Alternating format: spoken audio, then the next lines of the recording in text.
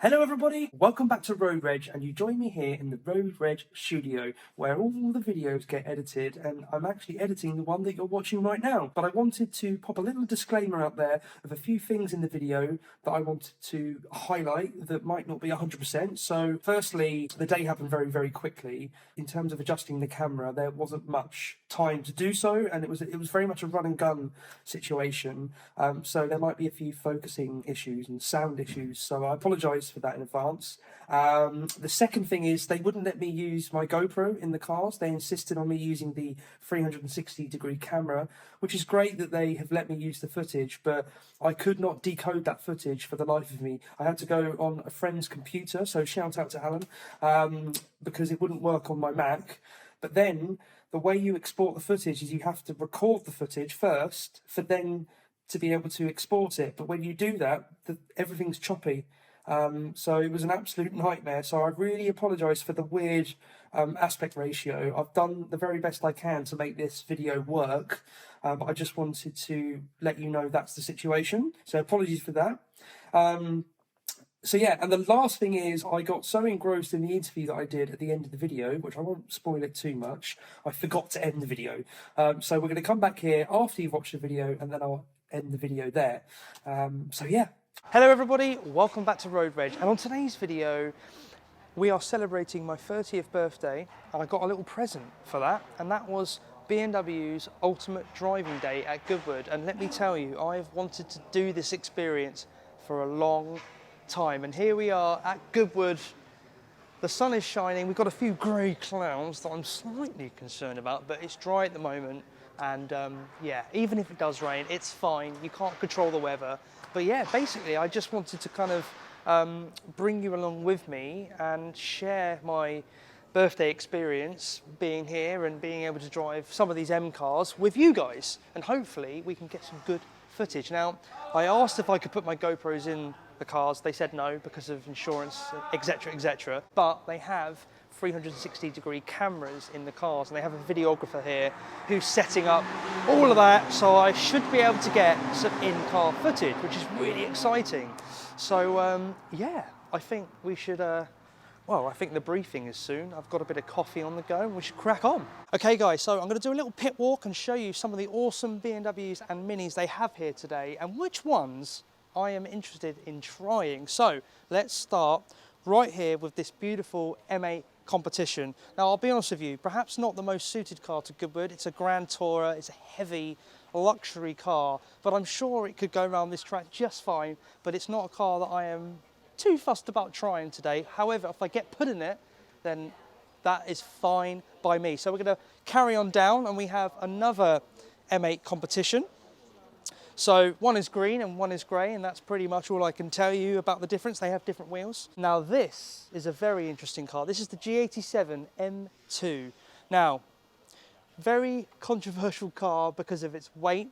Probably it's the heaviest M2 BMW have ever made, but I drove an M2 competition at Silverstone recently, but unfortunately I didn't manage to capture any of the footage. It was a very fast-paced day, and it was just tricky to film. So yeah, unfortunately you just have to take my word for it, but I loved that M2 competition, and because of that, I am super excited to hopefully get my hands on this car and see what it's all about. Okay, next we have the F40 M135i, a very interesting car indeed. Obviously, as you all know, M140i owner and lover, B58, rear-wheel drive and a limited slip differential. This has none of that. X-Drive, 4-cylinder, 2-litre.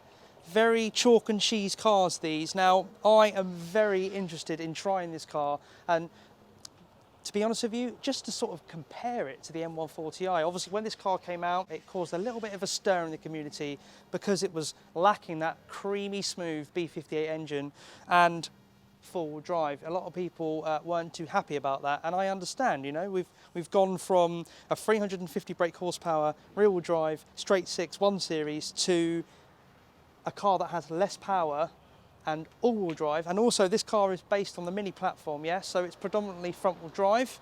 But other than that, you know, those facts aside, I still think this is a very interesting car, and actually, over the years, I've heard a lot of good things about the F40 M135i, so I'm really excited to try it and compare it to the M140i, because I have driven the M140i around this track quite a few times now, so we've got a good base there to test it on.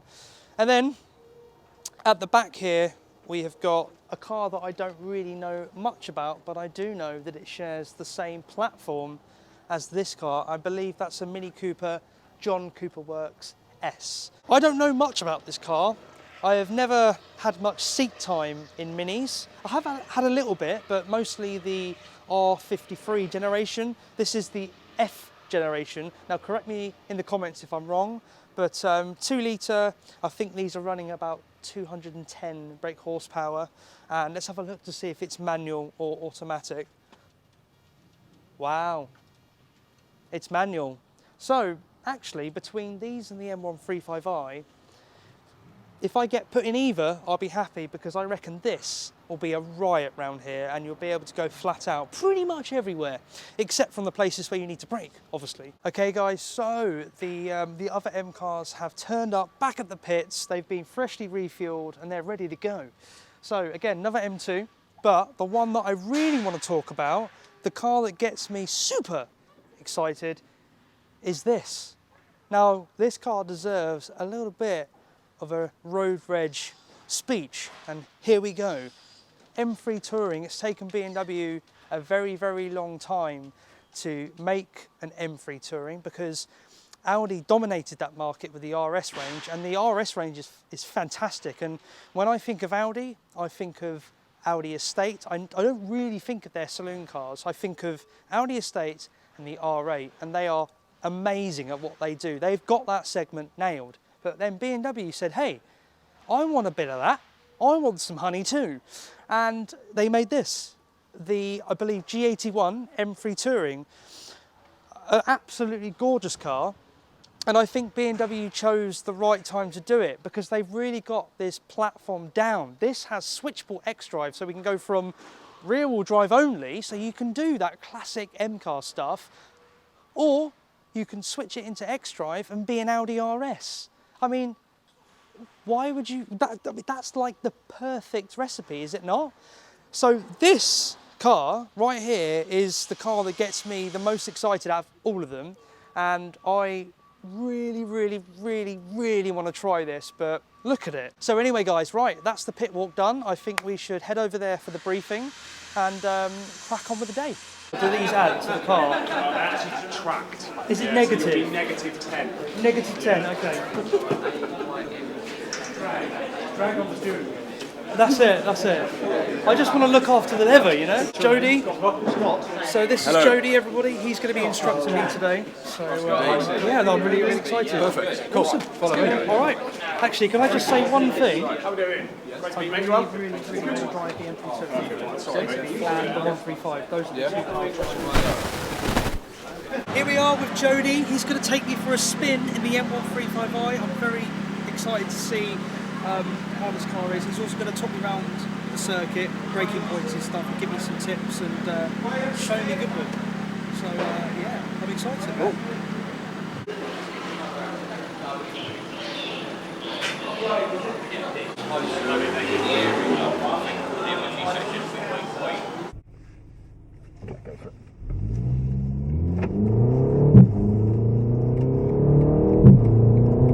You get some little faults on the upshift, that's nice. Great.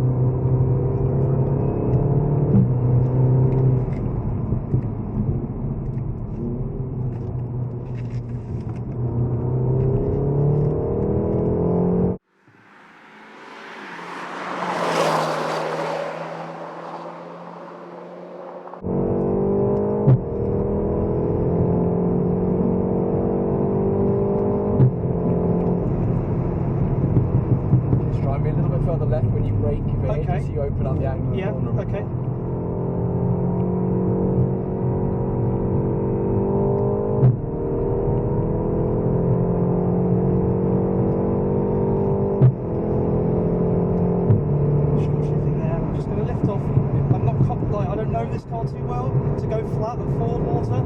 Yeah, yeah. So I'm just easing off the speed. It's better to be cautious than, do you know what I mean? Especially around here. Yeah. Turn in. I love this corner.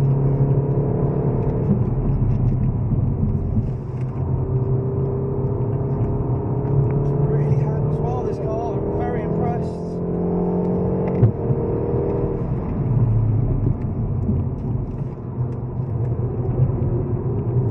Go now.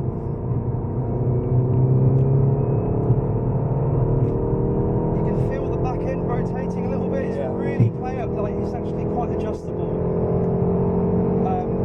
On and off throttle, you can get the car to rotate really nicely. It's very responsive.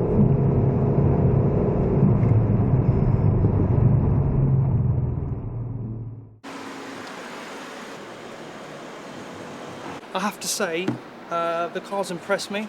I thought coming from the straight six going to the 4-pot that the engine was going to sound really pants, but it has some really nice upshift farts, like DSG style farts. I don't think they're real because I know that that car has OPF filters and is very quiet, but the car's really fun to drive. It's actually really adjustable. So mid-corner, if you're sort of washing out a little bit, you can just lift off and the rear end rotates really, really nicely. It's a very, very adjustable car. Yeah, genuinely impressed me. I can hear the brakes are ticking. I hope the pedal isn't too soft. So I hope the guy before me wasn't too quick.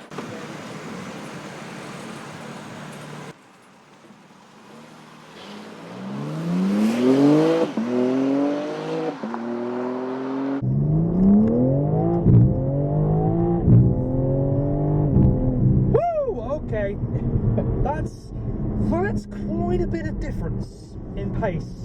My gosh. Just a little bit. Wow. The first part's just kind of a lead into the actual apex itself. We might have one more. String all that information together. Here we go. Last lap.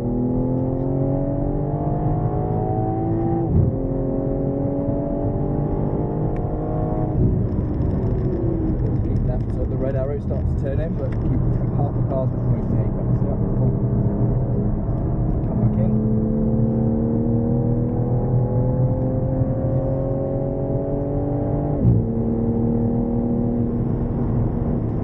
Turn in.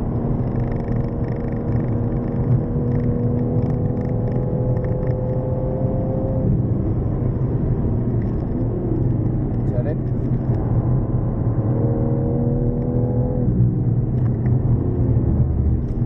Turn. Let the car run out.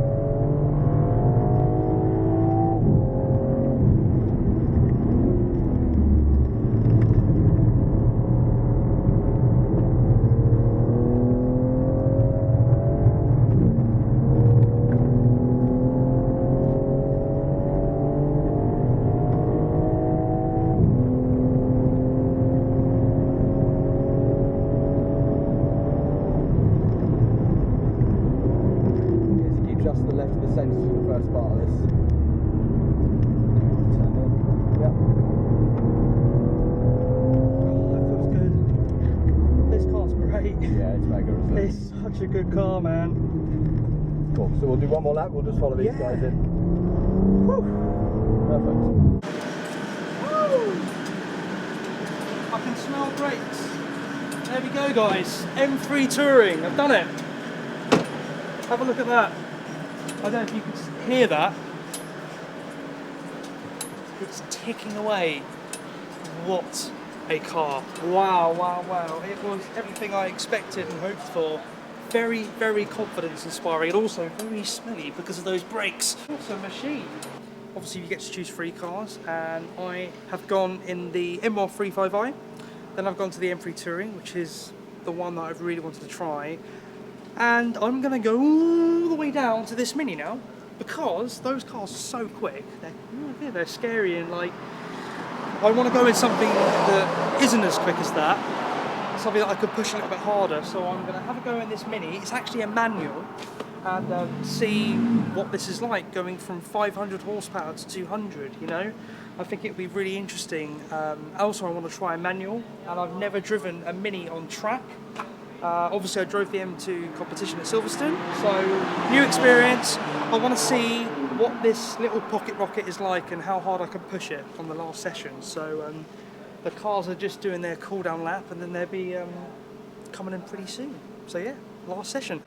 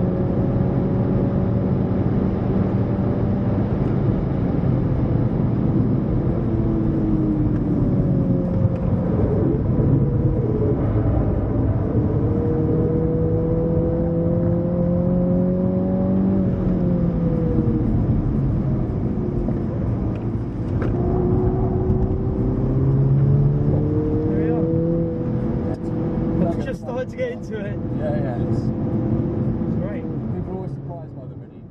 Okay guys, so there we are. My time at Goodwood is done. I have driven the 3 cars. We went in the M135i, which really surprised me, the M3 Touring, which is just ballistically fast.